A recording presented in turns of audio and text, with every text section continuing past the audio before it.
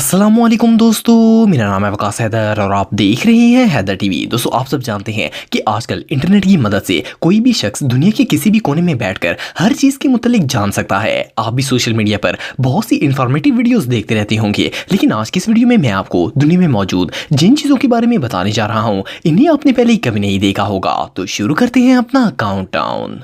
Subscribe करें Haider TV को और बेल आइकन को दबाएं इंफॉर्मेटिव वीडियोस सबसे पहले देखने के लिए। दोस्तों, पॉपकॉर्न्स हर बंदे को ही पसंद होते हैं। इन्हें मकई के दानों से बनाया जाता है। ये बात तो हम सब जानते हैं कि मकई का रंग पीला होता है, लेकिन क्या आपने कभी कलरफुल कॉर्न्स देखी हैं? ये जो कॉर्न आप देख रहे हैं फर्स्ट क्लास में तो ये बिल्कुल फेक लगती हैं, लेकिन ये बिल्कुल रियल कॉर्न है और इन्हें एक अमेरिकन फार्मर ने अपने फार्म में उगाया है। सोचने की बात यह है कि ये मकई कलरफुल कैसे है और इसका रियल कलर क्यों नहीं है? वेल, बहुत से लोगों का कहना है कि ये देखने में तो अच्छी लगती हैं, लेकिन इन्हें खाया नहीं जा सकता। वेल, अगर ये कॉर्न्स ईटेबल हैं तो इनके पॉपकॉर्न्स बहुत ही कलरफुल और मजेदार होंगे।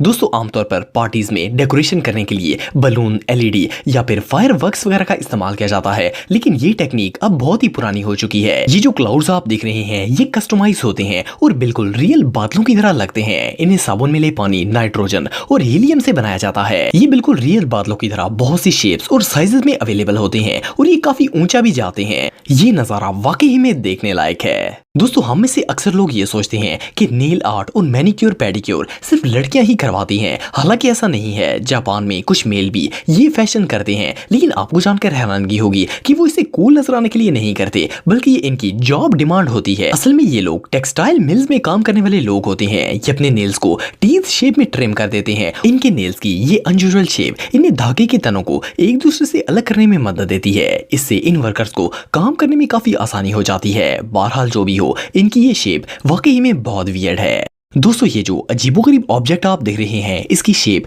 एक यूनिकॉर्न के सर की तरह लगती है। इसे देखकर कोई अंदाजा भी नहीं लगा सकता कि ये चीज आखिर है क्या। ऐसा लगता है जैसे किसी घोड़े के सर जैसा कोई डेकोरेशन पीस अपने घर के दरख्त के साथ बांधा गया हो। लेकिन आपको जानकर हैरानगी होगी कि ये असल में एक स्क्विरल फीडर है। इसमें लोग अपनी गुलहरियों का खाना डालते हैं और फिर वो इन्हें खाती हैं। आजकल हर कोई ये फीडर यूज करते हैं, लेकिन जब गुलहरियां इनके अंदर अपना सर डालकर खाना खाती हैं तो बहुत ही फनी और वियर्ड लगती हैं। ये नजारा वाकई में देखने लायक है। दोस्तों, जब भी हम किसी एंशिएंट वॉरियर का नाम सुनते हैं तो हमारे माइंड में सबसे पहला ख्याल इनके वियर्ड कॉस्ट्यूम का आता है। हालांकि ये कॉस्ट्यूम फुली आर्म्ड होता था, लेकिन फिर भी हमारे जहन में ये सवाल लाजम आता है कि वो लोग इतने भारी और मैसिव कपड़ों को पहनकर फाइटिंग कैसे करते थे। आप बिलीव नहीं करेंगे कि ये कॉस्ट्यूम ना तो भारी होते थे और ना ही हार्ड होते थे। हकीकत बात यह है कि इनमें से ज्यादातर आर्मर बहुत ज्यादा फ्लेक्सिबल होते थे, जैसे कि ये बूट। इन्हें यूरोपियन मिलिट्री में यूज किया जाता था और जैसा कि आप देख सकते हैं कि ये सिर्फ देखने में ही हार्ड और भारी लगते हैं, असल में ये हद से ज्यादा फ्लेक्सिबल होते हैं। इसी तरह इनके बाकी यूनिफॉर्म भी काफी फ्लेक्सिबल हुआ करते थे। दोस्तों, वैसे तो दुनिया में बहुत से आर्टिस्ट मौजूद हैं, लेकिन इस तरह का ब्रिलियंट आर्टिस्ट आज से पहले आपने कभी नहीं देखा होगा। इसका नाम सर्जी है और इसकी एज 40 साल है। इसकी पेंटिंग्स की सबसे खास बात यह है कि अगर इन्हें एक साइड से देखा जाए तो एक बच्चे या फिर यंग पर्सन की तस्वीर लगती है, लेकिन जैसे जैसे आप दूसरी साइड पर जाते हैं पेंटिंग में मौजूद शख्स बुढ़ापे में तब्दील होना शुरू हो जाता है। इस आर्टिस्ट की बनाई हुई हर पेंटिंग के दो रुख होते हैं और इन्हें देखकर ही मजा आ जाता है। ये वाकई में किसी मास्टरपीस से कम नहीं है। दोस्तों, वैसे तो आप सबने डिस्पोजेबल मग्स देखे होंगे, लेकिन इस तरह का अनयूजुअल मग शायद आपने पहले कभी नहीं देखा होगा। इसे यूएस की एक कंपनी ने डिजाइन किया है। देखने में तो ये एक नॉर्मल मग की तरह लगता है, लेकिन अगर आप इसमें गर्म चाय या कॉफी डालते हैं तो ये तेजी से फैलने लगता है। इन मग्स को बनाने का मकसद आपके हाथों को जलने से बचाना होता है। अगर आप गरम गरम मग को उठा लेते हैं तो अक्सर हाथ जल जाते हैं और चाय कपड़ों पर भी गिर सकती है, लेकिन इस अमेजिंग मग की मदद से आप चाय की तपश का अंदाजा लगा सकते हैं और अपने हाथों को जलने से बचा सकते हैं। दोस्तों, बड़े बड़े शहरों में जब दरख्तों की शाखें काफी ज्यादा बड़ी हो जाती हैं तो इन्हें काट कर बराबर किया जाता है। ये ब्रांचेस बिजली की तारों को डैमेज कर देती हैं, इसीलिए अगर इन्हें काट दिया जाए तो बिजली की तारों को खराब होने से बचाया जा सकता है। लेकिन ये जो हेलीकॉप्टर पायलट आप देख रहे हैं, इसे दरख्तों की शाखों को काटने का एक बहुत ही अजीबोगरीब तरीका निकाला है। इसने अपने हेलीकॉप्टर के साथ 19 फीट की तेज धार वाली आरी लेकर इसे 100 फीट लंबी रस्सी की मदद से हेलीकॉप्टर से नीचे लटका दिया है। इस आरी के अंदर 10 ब्लेड्स मौजूद हैं। इसके बाद ये हेलीकॉप्टर को उड़ाना शुरू कर देता है और जैसा कि आप वीडियो में देख सकते हैं कि जैसे जैसे ये हेलीकॉप्टर आगे जा रहा है वैसे वैसे नीचे से आ रही दरख्तों की शाखों को काट रही है। इसका ये आइडिया वाकई में बहुत यूजफुल है। दोस्तों आप सब लोग शेवल के बारे में तो जानते होंगे, इसे मिट्टी वगैरह उठाने के लिए यूज किया जाता है, लेकिन क्या आपने कभी होल्स वाला शेवल देखा है? सुनने में तो ये बात अजीब लगती है, भला कोई मिट्टी उठाने के लिए सुराखों वाला शेवल क्यों यूज करेगा? इससे तो मिट्टी ही नीचे गिर जाएगी। लेकिन ये जो टूल आप देख रहे हैं ये कई सिचुएशंस में बहुत ही यूजफुल साबित होता है। मिसाल के तौर पर अगर आप इससे गीली मिट्टी उठाएंगे तो वो इसकी सतह से बिल्कुल भी नहीं चिपकेगी, लेकिन अगर यही काम रेगुलर शेवल से किया जाए तो सारी मिट्टी इसके साथ चिपक जाती है। ये आइडिया रियली इनक्रेडिबल है। दोस्तों स्मार्टफोन्स हमारी जिंदगी का एक बहुत ही अहम हिस्सा बन चुके हैं, लेकिन अक्सर लोगों के साथ ये मसला हो जाता है कि वो अपने फोन को टाइम पर चार्ज नहीं करते और इसका नुकसान ये होता है कि जब वो कहीं बाहर जाते हैं तो इनका फोन ऑफ हो जाता है। वो अपने फोन को मॉल्स वगैरह में चार्ज नहीं कर सकते। लेकिन अब इस प्रॉब्लम का भी सोल्यूशन निकल आया है। ये जो स्विंग आप देख रहे हैं ये सिर्फ स्विंग ही नहीं बल्कि एक चार्जर भी है। इसे बहुत से शॉपिंग मॉल्स में लगाया गया है। इसकी सबसे खास बात यह है कि ये ह्यूमन पावर्ड होती है। जैसे ही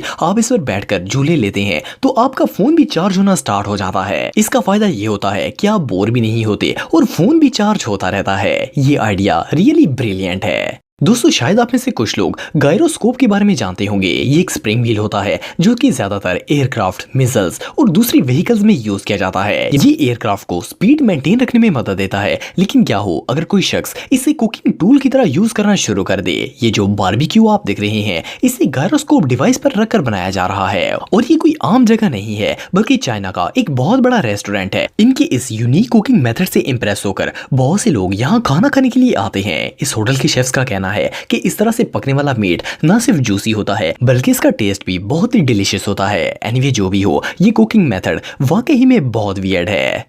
दोस्तों आजकल के जदीद दौर में आर्ट सिर्फ स्टैचूज और ऑयल पेंटिंग तक ही महदूद नहीं रह गया बल्कि अब इसका लेवल बहुत ही हाई हो चुका है। इस बात का अंदाजा आप इस वीडियो को देखकर लगा सकते हैं। ये जो ऑब्जेक्ट आप देख रहे हैं इसका नाम फेरो रिफ्लेक्शन पोल है और इसके क्रिएटर्स ने इसे नासा से इंस्पायर होकर डिजाइन किया है। ये सीन मिरर की तरह काम करता है, लेकिन ये एक बहुत ही यूनिक आर्ट है। इसमें कैमरा और मैग्नेट बॉल्स यूज की जाती हैं। ये कैमरा पिक्चर्स को रिफ्लेक्ट करता है और फिर मैग्नेट बॉल पर रियल टाइम इमेज डिस्प्ले करता है। ये सीन वाकई में देखने लायक है। दोस्तों आमतौर पर जब हम सुपरमार्केट में ग्रोसरीज लेने के लिए जाते हैं तो हम अपने मोबाइल में एक सामान की लिस्ट बना लेते हैं ताकि हमें जो जो सामान लेना हो वो याद रह सके। लेकिन क्या आप जानते हैं कि जब मोबाइल नहीं थे तो लोग ग्रोसरी का सामान कैसे खरीदते थे? ये जो मेटल प्लेट आप देख रहे हैं ये असल में एक ग्रोसरी लिस्ट है जो कि 19वीं सदी में इस्तेमाल की जाती थी। इसके अंदर जरूरत की हर चीज लिखी होती थी और ये हर घर में ही मौजूद थी। इसकी मदद से लोग सामान याद रखते और इसे खरीदते थे। जब कोई चीज खरीद ली जाती थी तो इसके पीछे लगे एरो को फ्लिप कर दिया जाता था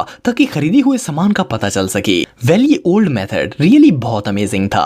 दोस्तों अगर आप मेरे व्लॉगिंग चैनल को सब्सक्राइब करना चाहते हैं तो इस आइकन पर क्लिक करके सब्सक्राइब कर सकते हैं। आज के लिए इतना ही दोस्तों, नेक्स्ट वीडियो तक के लिए अल्लाह हाफिज।